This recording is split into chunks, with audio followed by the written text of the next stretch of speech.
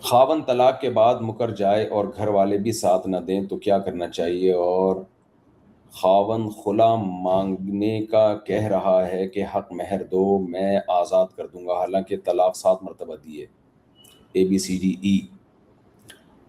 خاوند نے اگر طلاق دی، عورت کو 100% یقین ہے کہ اس نے دی ہے طلاق، اور جھوٹ بول رہا ہے، مکر گیا، تو پھر عورت کو چاہیے کسی بھی طرح سے شوہر سے علیحدگی اختیار کر لے۔